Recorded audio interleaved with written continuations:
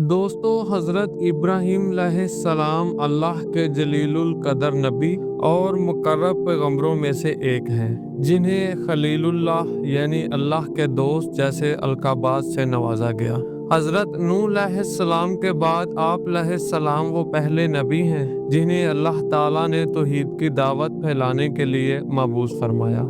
हज़रत इब्राहीम अलैहिस्सलाम ने शाम, इराक, मिस्र, फ़लस्तीन से लेकर अरब की सहराई वादियों तक तौहीद की दावत आम की। फिर अपने मिशन की तमील के लिए सरज़मीने अरब में अपने बड़े बेटे इस्माइल अलैहिस्सलाम को शाम और फ़लस्तीन में अपने दूसरे बेटे हज़रत इसहाक अलैहिस्सलाम को और मशरकी उर्दन में अपने भतीजे हज़रत लूत अलैहिस्सलाम को मुकर्रर फरमाया। आज की इस वीडियो में हम हज़रत इब्राहीम अलैहिस्सलाम की ज़िंदगी और आप अलैहिस्सलाम की सीरत के चंद पहलू आप दोस्तों के साथ शेयर करेंगे, जिनका इल्म होना हर मुसलमान के लिए ज़रूरी है। हज़रत इब्राहीम अलैहिस्सलाम को जद्दुल अंबिया भी कहा जाता है। आप अलैहिस्सलाम का जिक्र कुरान मजीद में 73 मरतबा आया है और ये 73 मरतबा 25 मुख्तलिफ सूरतों में है, और ये बात आप अलैहिस्सलाम के रुतबे को मजीद बुलंद करती है। हज़रत इब्राहीम अलैहिस्सलाम भी साम बिन नूह अलैहिस्सलाम की नस्ल में से हैं। आपकी पैदाइश इराक के मशहूर शहर बाबुल में हुई थी और ये इराक के शमाल में वाक़या है, और ये एक बहुत बड़ा शहर था और यहाँ बुत परस्ती आम और बहुत से लोग इसको बतौर पेशा इस्तेमाल भी करते थे।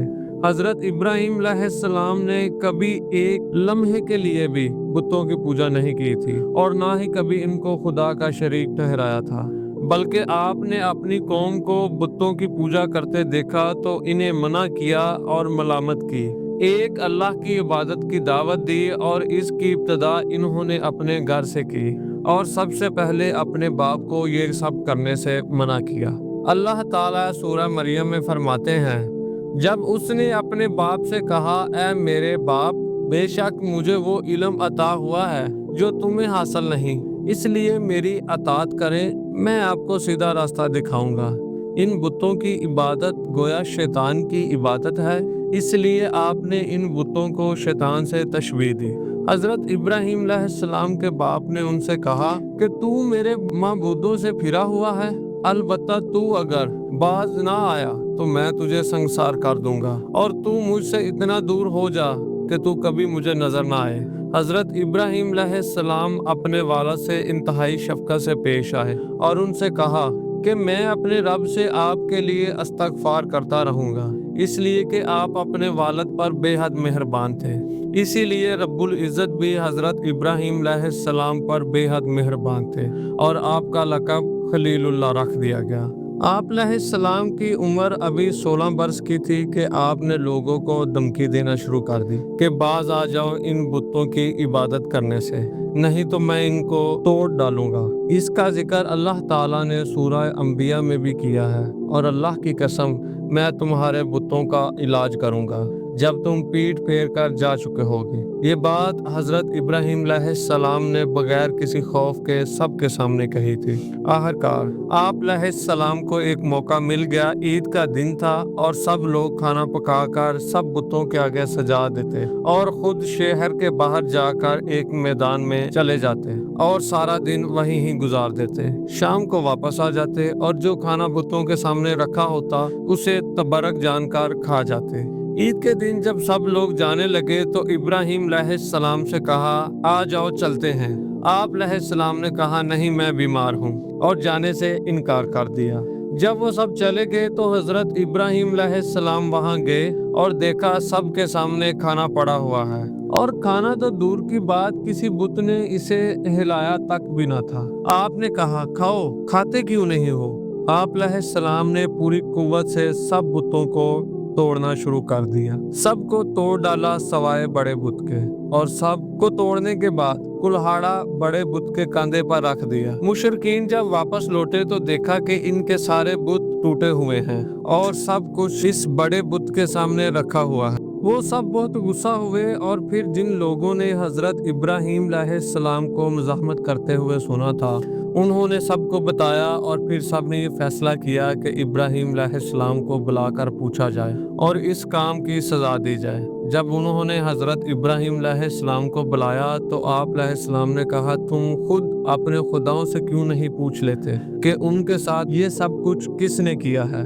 हजरत इब्राहिम अलैहिस्सलाम की बात सुनकर वो सब लोग चुप कर गए और फिर कहने लगे कि हमने बड़ी गलती की जो अपने खुदाओं की हिफाजत के लिए किसी को नहीं छोड़ा। तब शैतान ने उनके दिल में वसवसा डाला कि आपसे पूछा जाए कि भला ये क्यों कर बोलेंगे, ये तो बोल ही नहीं सकते। अब इब्राहिम अलैहिस्सलाम ने कहा, फिर तुम इनको अल्लाह ताला के अलावा क्यों इबादत के लिए पूजते हो, जो तुम्हें कुछ भी नफा नहीं दे सकते और ना ही नुकसान पहुंचा सकते हैं। तुम इनकी पूजा करते हो जिन्हें तुम खुद तराशते हो, यानी इनका हाल तुम ये है कि तुमने खुद अपने हाथों से इनको तराशा है और उनकी इबादत करने लगे हो, जबकि तुम समेत हर चीज को मेरे अल्लाह ने बनाया है। फिर इन्होंने हजरत इब्राहिम अलैहिस्सलाम को सजा देने का फैसला किया और एक चटियल मैदान को पत्थरों से घेर दिया और सब लोग लकड़ियां जमा करने लगे। यहाँ तक कि औरतों और बच्चों ने भी इस काम में हिस्सा लिया और एक बड़े मैदान में इतनी ज्यादा लकड़ियां जमा हो गईं कि जमीन तक नजर नहीं आती थी और लकड़ियों को तो जैसे पहाड़ खड़ा कर दिया गया हो। और कई लोग ऐसे भी थे जो मन्नत मांग रहे थे कि अगर मेरा फलां काम हो गया तो मैं आग के लिए लकड़ियों का गट्ठा दूंगा। लकड़ियों के इर्द गिर्द बहुत बड़ी खंदक खोदी गई और जब वो भी भर गई तो इसमें आग जला दी गई। अब इस आग की तपश बहुत ज्यादा थी और कोई भी इसके करीब नहीं जा सकता था। फिर ऐसा हुआ कि एक मंजनीक बनाई गई और हजरत इब्राहिम अलैहिस्सलाम को रस्सियों से बांधकर इसमें बैठाकर आग में फेंक दिया गया। इस मौके पर हजरत इब्राहिम अलैहिस्सलाम ने कहा, हमें अल्लाह ही काफी है और वो बेहतरीन कारसाज है। हजरत इब्ने अब्बास रजी अल्लाह ताला अन्हो से मरवी है, इस वक्त बारिश वाला फरिश्ता कह रहा था परेशानी के आलम में कि कब मुझे अल्लाह का हुक्म हो और मैं बारिश बरसाऊं, और अल्लाह का हुक्म इससे भी तेज था, यानी अल्लाह ने खुद ही आग को हुक्म दिया कि सलामती के साथ ठंडी हो जा, तो आग गुलो गुलजार बन गई। जैसा कि कुरान शरीफ में सूरह अंबिया में अल्लाह इरशाद फरमाते हैं, हमने कहा ए आग इब्राहिम अलैहिस्सलाम पर ठंडी और सलामती वाली हो जा। हजरत इब्राहिम अलैहिस्सलाम इस आग में तकरीबन 40 या 50 दिन ठहरे। दोस्तों, मुख्तलिफ तरीक़े कुतब में आया है कि जब हजरत इब्राहिम अलैहिस्सलाम इस आग से सही सलामत बाहर आए तो इनकी कौम और नमरूद आपको देखकर हैरान रह गए और आप अलैहिस्सलाम से कहने लगे, ए इब्राहिम, आपने अपने खुदा को देखा है कि वो कैसा है और कहाँ रहता है? हजरत इब्राहिम अलैहिस्सलाम ने कहा, मेरा रब तो वो है जो जिंदा करता है और मारता है। इस पर नमरूद ने कहा, ये कौन सा मुश्किल काम है? इसने दो लोगों को बुलाया, एक को मार दिया और दूसरे को छोड़ दिया। इसने कहा, ये देखो, ये काम तो मैं भी कर सकता हूँ। इसकी बेवकूफ़ी देखकर हजरत इब्राहिम अलैहिस्सलाम ने फरमाया, मेरा अल्लाह तो सूरज को मशरक से निकालता है, तू इसे मगरब से निकाल कर दिखा। आप अलैहिस्सलाम की इस बात का जवाब इसके पास कुछ भी ना था, लिहाजा वो बदहवास होकर दरबार से उठा और चला गया। दोस्तों, रवायात में आता है कि हजरत इब्राहिम अलैहिस्सलाम आग में डाले जाने के बाद बाबुल से हिजरत करके हीरा नामी इलाके में चले गए। हजरत इब्राहिम अलैहिस्सलाम ने बाबुल ही में अपनी चचा की बेटी हजरत सारा अलैहिस्सलाम से शादी कर ली। फिर अल्लाह ताला ने आपको बैतुल मुकद्दस जाने का हुक्म दिया। इस वक्त आपकी उम्र 75 साल थी। फिर वहाँ से कुछ अरसे बाद आप अलैहिस्सलाम मिस्र चले गए और इस वक्त वहाँ फिरौनों की हुकूमत थी और वो नहायत अयाश पसंद थे। किसी ने बादशाह को बताया कि एक परदेसी हमारे इलाके में आया है और इसके साथ एक इंतहाई हसीनो जमील औरत भी है। बादशाह ने आप अलैहिस्सलाम को अपने दरबार में बुलाया। हजरत सारा अलैहिस्सलाम भी आपके साथ थी। बादशाह ने जब आपको देखा तो बुरी नीयत से आप अलैहिस्सलाम को छूना चाहा तो जमीन ने उसके कदमों को जकड़ लिया। सारा अलैहिस्सलाम इस वक्त भी अपने रब से दुआ कर रही थी। ये देखकर फिरौन ने कहा, आप अपने रब से दुआ करें, मैं आपको कोई तकलीफ नहीं पहुंचाऊंगा। आप अलैहिस्सलाम ने अपने रब से दुआ की اے اللہ اگر یہ مر گیا تو لوگ کہیں گے اسے میں نے مارا ہے، اے اللہ تو اسے آزاد کر دے۔ اس دعا کے بعد اللہ تعالیٰ کے حکم سے زمین نے اسے چھوڑ دیا، لیکن وہ پھر بھی اپنی حرکت سے باز نہ آیا تو زمین نے اسے اپنے اندر اور زیادہ دنسا لیا۔ اس کے ساتھ ایسا 3-4 دفعہ ہوا، لہٰذا وہ سمجھ گیا کہ یہ کوئی بہت ہی اللہ کے برگزیدہ بندے ہیں، تو اس نے بدحواسی میں اپنے درباریوں کو کہا کہ تم لوگ یہ کسی انسان کو میرے سامنے نہیں لے کے آئے، اور حضرت سارہ علیہ السلام کو عزتوں اور احترام سے رخصت کیا، اور ایک خادمہ حضرت ہاجرہ علیہ السلام بھی ان کی خدمت میں پیش کی۔ کئی محققین کے مطابق حضرت ہاجرہ علیہ السلام بادشاہ کی لونڈی نہیں بلکہ اس کی بیٹی تھی۔ حضرت سارہ علیہ السلام حضرت ہاجرہ علیہ السلام کو اپنے ساتھ لے کر واپس آئیں، اور اس وقت حضرت ابراہیم علیہ السلام نماز پڑھ رہے تھے۔ انہیں سارا واقعہ بتایا۔ دوستو کہا جاتا ہے کہ اس واقعے کے بعد حضرت ابراہیم علیہ السلام واپس فلسطین منتقل ہو گئے۔ کچھ عرصہ گزرا تھا کہ حضرت سارہ علیہ السلام نے حضرت ابراہیم علیہ السلام سے کہا کہ میں چاہتی ہوں کہ آپ ہاجرہ علیہ السلام سے نکاح کر لیں، شاید اللہ آپ کو اولاد سے نوازے۔ اس وقت تک آپ علیہ السلام کی اولاد نہیں ہوئی تھی۔ پھر حضرت سارہ علیہ السلام نے آپ علیہ السلام کا نکاح حضرت ہاجرہ علیہ السلام سے کروا دیا، اور پھر اسی سال اللہ تعالیٰ نے آپ علیہ السلام کو حضرت اسماعیل علیہ السلام سے نوازا۔ بعد ازاں حضرت ابراہیم علیہ السلام اللہ تعالیٰ کے حکم سے حضرت ہاجرہ علیہ السلام اور حضرت اسماعیل علیہ السلام کو ساتھ لے کر نامعلوم مقام کی طرف چل پڑے۔ حضرت ابراہیم علیہ السلام اپنی بیوی اور نومولود بچے کو لے کر دریاؤں پہاڑوں سے گزرتے ہوئے ایک ایسے صحرا میں پہنچے جہاں دور دور تک کسی چرند پرند کا کوئی نام و نشان نہیں تھا۔ ہاں البتہ ایک پرانا درخت موجود تھا جو اپنے مکینوں کے انتظار میں کھڑا تھا۔ حضرت ابراہیم علیہ السلام نے اپنی بیوی اور دودھ پیتے بچے کو وہاں چھوڑا، کھجوروں کا تھیلا رکھا، پانی کا مشکیزہ دیا اور واپس چل دیے۔ جب حضرت ہاجرہ علیہ السلام نے یہ دیکھا تو لپک کر دامن پکڑا اور پوچھا، اے اللہ کے نبی ہمیں یہاں چھوڑ کر کیوں جا رہے ہو؟ حضرت ہاجرہ علیہ السلام کے بار بار پوچھنے پر بھی کچھ جواب نہیں دیا۔ پھر حضرت ہاجرہ علیہ السلام نے پوچھا، اے ابراہیم کیا یہ اللہ کا حکم ہے؟ اور آپ علیہ السلام نے کہا ہاں، اور بعض روایات میں آتا ہے کہ آپ نے اسبات میں سر ہلا دیا اور پھر وہاں سے چل دیے۔ حضرت ہاجرہ علیہ السلام پر اللہ تعالیٰ کی رحمت سایہ فگن تھی۔ ابھی زادے راہ ختم بھی نہ ہوا تھا کہ اللہ تعالیٰ نے حضرت اسماعیل علیہ السلام کے قدموں تلے آب زمزم جاری کر دیا۔ ابھی کچھ عرصہ ہی گزرا تھا کہ بنو جرہم کا قبیلہ وہاں آباد ہو گیا حضرت ہاجرہ علیہ السلام کی اجازت سے، اور پھر جلد ہی اللہ تعالیٰ نے اس غیر آباد آبادی کو شہر میں تبدیل کر دیا۔ دوستو اب بات کرتے ہیں حضرت اسحاق علیہ السلام کی پیدائش کی۔ یاد رہے کہ اس وقت حضرت ابراہیم علیہ السلام کی عمر 100 سال اور حضرت سارہ علیہ السلام کی عمر 90 سال ہو چکی تھی جب اللہ تعالیٰ نے فرشتوں کے ذریعے انہیں حضرت اسحاق علیہ السلام کی ولادت کی خوشخبری سنائی۔ روایات کے مطابق حضرت اسحاق علیہ السلام کی پیدائش کے وقت حضرت اسماعیل علیہ السلام کی عمر 13 یا 14 سال تھی۔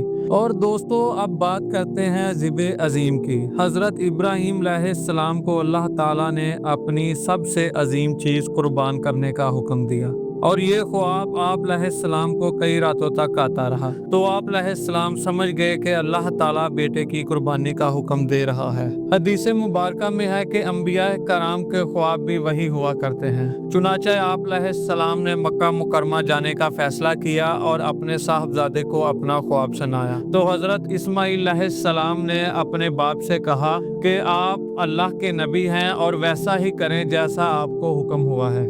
دوستو اس طرح حضرت ابراہیم علیہ السلام کی قربانی قبول ہوئی اور ان کے سعادت مند اور فرما بردار بیٹے کی جگہ جنت سے ایک سفید رنگ کا خوبصورت مینڈا ذبح ہوا۔ اللہ تعالیٰ نے اس عظیم قربانی کو رہتی دنیا تک جاری کر دیا۔ دوستو اب بات کرتے ہیں حضرت ہاجرہ علیہ السلام کی وفات اور حضرت اسماعیل علیہ السلام کے نکاح کی۔ روایات میں آتا ہے کہ حضرت اسماعیل علیہ السلام کی عمر اس وقت 15 سال تھی کہ آپ کی والدہ اس دنیا سے رخصت ہو گئیں، اور حضرت ہاجرہ علیہ السلام کو آب زمزم کے کنویں کے قریب ہی دفن کر دیا۔ اب حضرت اسماعیل علیہ السلام اکیلے رہ گئے تو آپ کے قبیلے کے لوگوں نے آپ کی شادی امارہ نامی خاتون سے کر دی۔ ادھر حضرت ابراہیم علیہ السلام کو اہلیہ اور بیٹے کی یاد ستانے لگی تو مکہ آئے، بیٹے کے گھر کا دروازہ کھٹکھٹایا تو حضرت اسماعیل علیہ السلام گھر پر نہ تھے۔ ان کی اہلیہ کی سرد مہری اور نامناسب رویہ دیکھ کر چوکھٹ تبدیل کرنے کا مشورہ دے کر واپس چلے گئے۔ حضرت اسماعیل علیہ السلام گھر واپس آئے تو والد کا پیغام ملا تو بیوی کو طلاق دے دی۔ کچھ عرصے بعد پھر حضرت اسماعیل علیہ السلام گھر پر موجود نہیں تھے تو حضرت ابراہیم علیہ السلام پھر آئے اور اس دفعہ حضرت اسماعیل علیہ السلام کی اہلیہ نے دروازہ کھولا۔ یہ بنو جرہم کے سردار کی بیٹی تھی۔ انہوں نے حضرت ابراہیم علیہ السلام کو گھر کے اندر بٹھایا، اچھے سے خاطر مدارت کی، ان کے سوالوں کے جواب میں اللہ تعالیٰ کا شکر ادا کرتی رہیں تو حضرت ابراہیم علیہ السلام بہت خوش ہوئے اور کہا اسماعیل علیہ السلام آئیں تو کہنا تیرے گھر کی چوکھٹ بہت اچھی ہے، اسے تبدیل نہ کرنا۔ دوستو اب باری آتی ہے بیت اللہ شریف کی تعمیر کرنے کی۔ حضرت ابراہیم علیہ السلام کو اللہ کی طرف سے حکم ہوا میرا گھر تعمیر کرو۔ چنانچہ حضرت ابراہیم علیہ السلام ایک دفعہ پھر مکہ تشریف لائے، حضرت اسماعیل علیہ السلام کو ساتھ لیا اور جبریل امین علیہ السلام کی نشاندہی پر خانہ کعبہ کی تعمیر شروع کر دی۔ اللہ تعالیٰ قرآن شریف میں ارشاد فرماتے ہیں کہ جب ابراہیم اور اسماعیل بیت اللہ کی بنیادیں اونچی کر رہے تھے تو دعا بھی کرتے جا رہے تھے کہ اے ہمارے پروردگار ہم سے یہ خدمت قبول فرما، بے شک تو سننے والا اور جاننے والا ہے۔ جب کعبہ شریف کی دیواریں اونچی ہو گئیں اور انہیں جب مزید اونچا کرنے کے لیے حضرت اسماعیل علیہ السلام حضرت ابراہیم علیہ السلام کی نشاندہی پر ایک پتھر لے آئے جس پر چڑھ کر مزید دیواروں کو اونچا کیا گیا۔ یہ پتھر خود کار طور پر دائیں بائیں اوپر نیچے ہوتا جاتا۔ یہ جنت کے پتھر پر حضرت ابراہیم علیہ السلام کے قدموں کے نشان آج بھی موجود ہیں۔ کعبہ شریف کی تعمیر کے بعد حضرت جبریل امین علیہ السلام کی نشاندہی پر حضرت اسماعیل علیہ السلام جبل ابو قیس گئے جس کی آغوش میں جنت کا ایک اور یقوت حجر اسود محفوظ تھا۔ اسے حضرت ابراہیم علیہ السلام نے کعبہ شریف کے جنوبی کونے میں نصب فرمایا۔ دوستو حضرت ابراہیم علیہ السلام کو اللہ تعالیٰ نے دو صاحبزادے عطا فرمائے، ایک حضرت اسماعیل علیہ السلام اور دوسرے حضرت اسحاق علیہ السلام۔ حضرت اسماعیل علیہ السلام کی نسل میں سے تمام عرب اور آقا دو جہاں حضرت محمد مصطفیٰ صلی اللہ علیہ وآلہ وسلم جلوہ افروز ہوئے، اور حضرت اسحاق علیہ السلام کی نسل میں حضرت یعقوب علیہ السلام پیدا ہوئے۔ انہیں اسرائیل بھی کہا جاتا ہے اور ان کی نسل کو بنی اسرائیل کہا جاتا ہے۔ بنی اسرائیل میں نبیوں کی تعداد بہت زیادہ ہے، تاہم ان میں نبوت کا سلسلہ حضرت عیسیٰ علیہ السلام پر ختم ہوا۔ روایات کے مطابق حضرت سارہ علیہ السلام کا انتقال 127 برس میں ہوا۔ حضرت ابراہیم علیہ السلام نے ان کی تدفین کینان کی بستی میں کی۔ انتقال کے وقت حضرت ابراہیم علیہ السلام کی عمر 175 سال کتابوں میں تحریر ہے اور بعض روایات میں مختلف بھی ہے، واللہ عالم۔ روایات میں ہے کہ آپ علیہ السلام کی وفات کے بعد آپ کے دونوں صاحبزادوں نے آپ کو حضرت سارہ علیہ السلام کے پہلو میں دفنایا تھا۔ دوستو یہ تھے حضرت ابراہیم علیہ السلام کی زندگی کے چند پہلو جو ہم نے آپ کے ساتھ شیئر کیے۔